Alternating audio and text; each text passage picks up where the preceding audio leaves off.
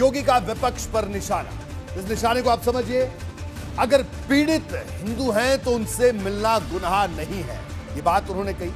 कैराना से पलायन देश की आन बान शान पर आंच का मुद्दा है। कैराना के लोग बेझिझक अपने पूर्वजों की धरती पर रहे। लोगों को भरोसा देने के लिए खुद कैराना आया हूं।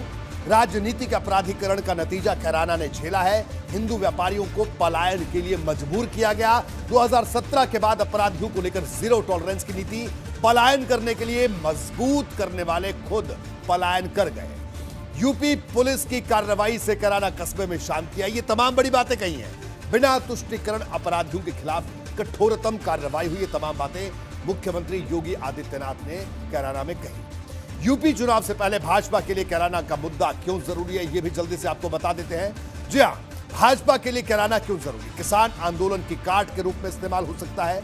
सपा रालोद के संभावित गठबंधन का तोड़ हो सकता है। 2022 में बड़ा चुनावी मुद्दा बनाने से असर पड़ सकता है। कैराना का जिक्र होते ही मुजफ्फरनगर का भी जिक्र होगा। 2017 की याद दोबारा जिंदा करने से ध्रुवीकरण भी हो सकता है। तो ये तमाम बातें हैं। कैराना का मुद्दा चर्चा में क्यों आया था, ये भी जल्दी से आपको समझा देते हैं, क्योंकि क्यों कैराना महत्वपूर्ण है।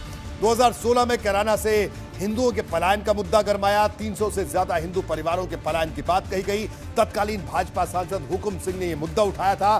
पलायन कर चुके 346 परिवारों की सूची जारी की गई थी और घरों के बाहर लिखा मिला ये मकान बिकाऊ है। और कैराना से पलायन की तुलना कश्मीरी पंडितों तक से हुई थी। खूब सियासत उस वक्त हुई थी। 2017 विधानसभा चुनाव में कैराना बड़ा मुद्दा बना। पश्चिमी यूपी में भाजपा को बड़े स्तर पर चुनावी फायदा हुआ।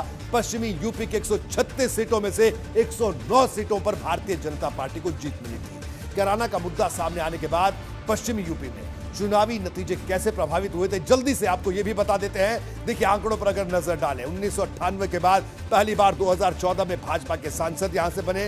2014 में भाजपा के हुकुम सिंह यहां से चुनाव जीते। 2017 विधानसभा चुनाव में शामली की 3 में से 2 सीटें भाजपा ने जीती। सिर्फ कैराना सीट पर सपा की जीत हुई। कैराना में 80% के करीब मुस्लिम वोटर्स हैं। मुजफ्फरनगर की सभी 6 सीटों पर भारतीय जनता पार्टी जीती थी।